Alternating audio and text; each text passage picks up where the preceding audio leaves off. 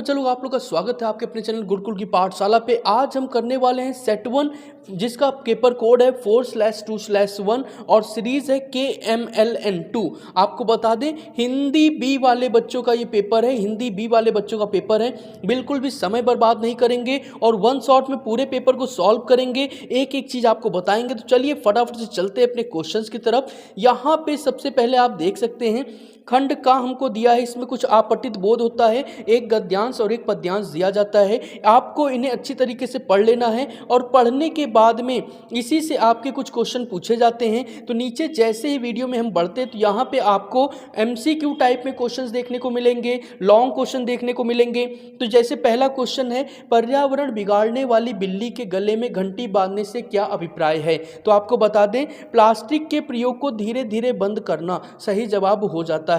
इसी के साथ सेकंड हमारा क्या है, प्लास्टिक के विषय में लोगों की क्या भ्रांतियां हैं। तो आपको बता दें, इसका सही जवाब आपका है, समस्त प्लास्टिक कचरे को पुनः उपयोग योग्य बनाया जा सकता है। लेकिन ऐसा नहीं है, प्लास्टिक जो है उसको पूरी तरीके से यूज नहीं किया जाता। ठीक है। इसी के साथ थर्ड हमको क्या है, गद्यांश के अनुसार शहरों के जल जमाव की समस्या का मुख्य कारण क्या है। तो आपको बता देते हैं, प्लास्टिक कचरा है, क्योंकि जब हम प्लास्टिक को फेंकते हैं तो जो हमारी जमीन होती है, जमीन के ऊपर एक प्लास्टिक की लेयर बन जाती है, जिसकी वजह से जो बारिश का पानी वो अंदर नहीं जाता और नीचे से पानी क्या हो जाता है, कम होने लगता है। और दूसरी चीज दिक्कत हमको क्या है, इससे तो हमारा जल जो है वो जमीन में खत्म होता है। और दूसरा, कूड़े कचरे जहां पे हम फेंकते हैं वहां पे थोड़ा थोड़ा करके पानी इकट्ठा होता रहता है, जिसके कारण क्या होता है, हमें गंदगी देखने को मिलती है। इसलिए ऑप्शन ए सही हो जाएगा।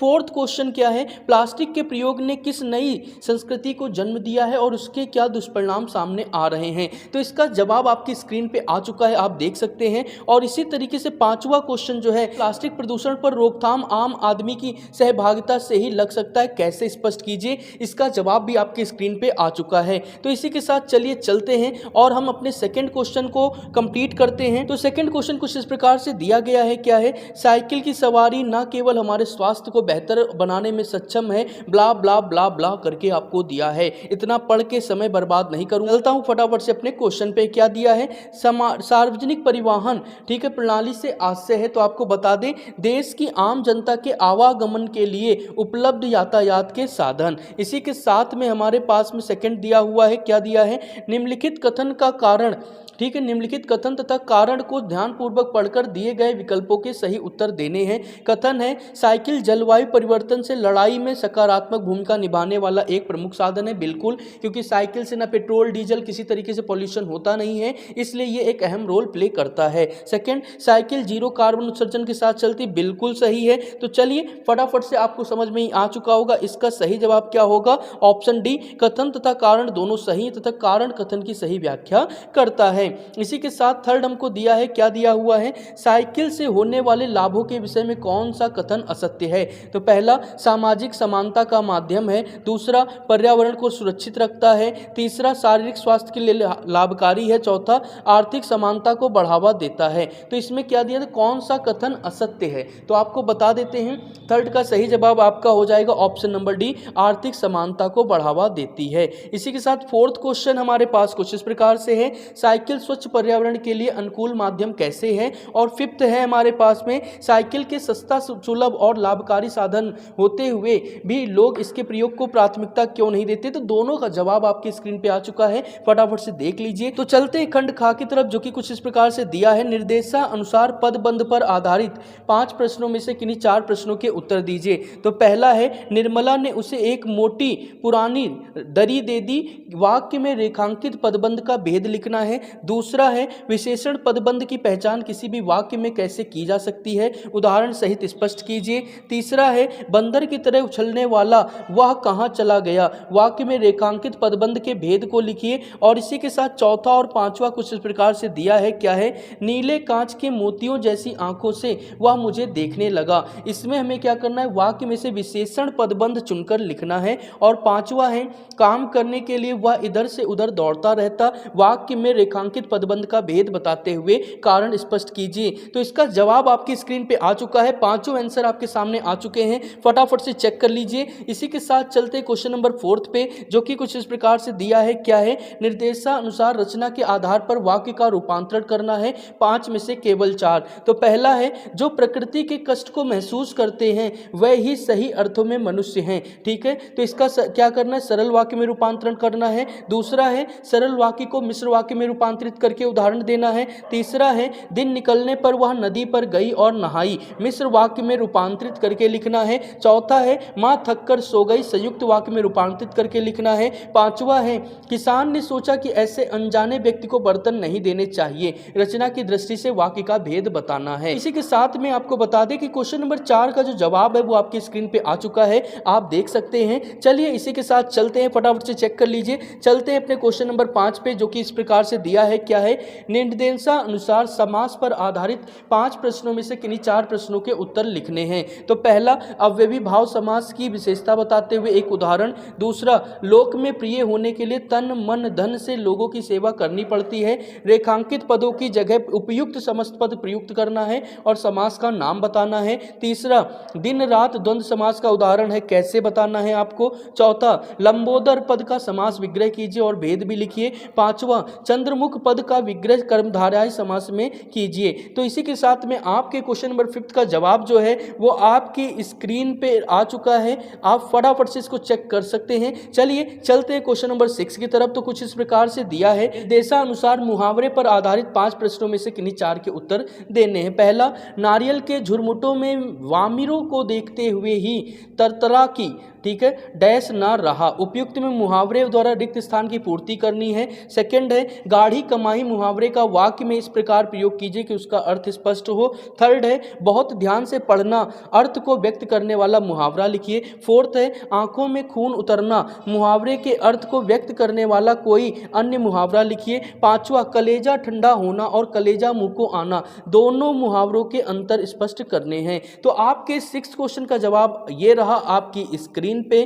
ठीक है, जल्दी से आप चेक कर लीजिए, इसका जवाब जो है आपकी स्क्रीन पे आ चुका है, फटाफट से चेक कर लीजिए। चलते हैं अपने 7वें क्वेश्चन पे, जो कि खंड गा का है। क्या दिया हुआ है कि पाठ्य पुस्तक एवं पूरक पाठ्य पुस्तक से हमारा दिया है। 7वां क्वेश्चन है, वाक्यांश को पढ़ना है और पढ़ करके हमें जवाब देना है। इसी के साथ में हमारे पास यहाँ पे क्वेश्चन है, पहला क्या है, मीरा श्री कृष्ण से क्या प्रार्थना कर रही हैं। तो इसका जवाब आपकी स्क्रीन पे आ चुका है, कौन सा सही है जल्दी से कमेंट करके बताइए। इन द एंड में आपको सारे आंसर एक साथ दिखा दूंगा। सेकंड क्या है, श्री कृष्ण ने नरहरि रूप क्यों धारण किया है, इसका क्या जवाब है जल्दी से कमेंट करिए। थर्ड हमारे पास क्या है, वो काव्यांश में पौराणिक पात्रों का उल्लेख किस उद्देश्य से किया गया है। ठीक है, कौन सा ऑप्शन सही है जल्दी से कमेंट करके बताइए, देखते हैं कितने बच्चों ने कितना सही किया है।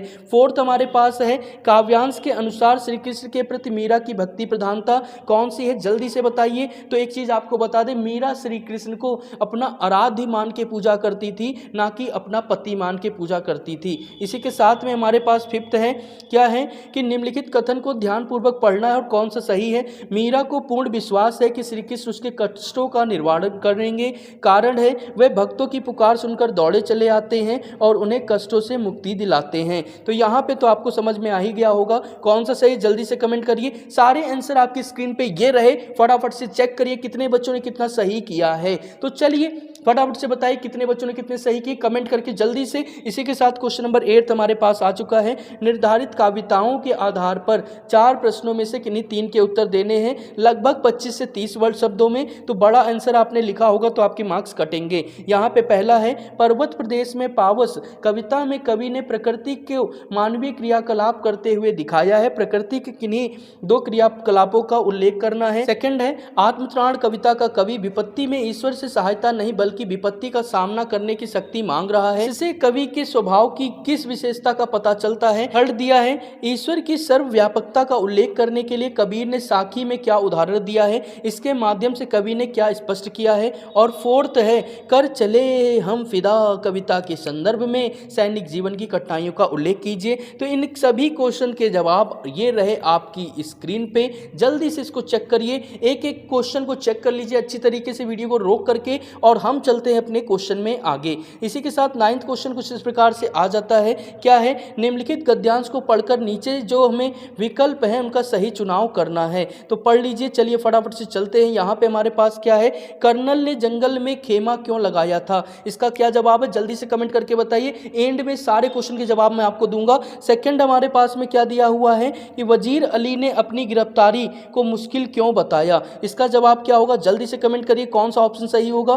थर्ड हमारे पास इसी तरीके से है, वजीर अली के जाने के बाद कर्नल हक्का बक्का क्यों रह गया? और फोर्थ है, वजीर अली ने कर्नल से कारतूस कैसे प्राप्त किया? और इसी के साथ पांचवा हमारे पास में दिया है कि वजीर अली द्वारा खेमे से बाहर जाते जाते अपना परिचय भी दे जाना उसके डैश की पराकाष्ठा है। तो आपको फटाफट से इसका जवाब देना है। आपके आंसर सभी यहाँ स्क्रीन पे आने वाले हैं। ये रहे आपके सभी आंसर, फटाफट से चेक कर लीजिए। इसी के साथ चलिए चलते हैं हम अपने क्वेश्चन नंबर 10 पे। क्वेश्चन नंबर 10 हमारा कुछ इस प्रकार से दिया है कि गद्य पाठों के आधार पर निम्नलिखित 4 प्रश्नों में से किन्हीं 3 के उत्तर देने हैं। चारों प्रश्न आपके सामने ही कुछ इस प्रकार से हैं। बड़े भाई साहब पाठ में मोह और माया के बंधन से में जकड़े व्यक्ति को दृष्टांत किस उद्देश्य से दिया गया है? सेकंड है, डायरी एक पन्ना पाठ में 26 जनवरी 1931 के दिन पूरे कलकत्ता में हर जगह उत्साह और नवीनता क्यों दिखाई दे रही थी?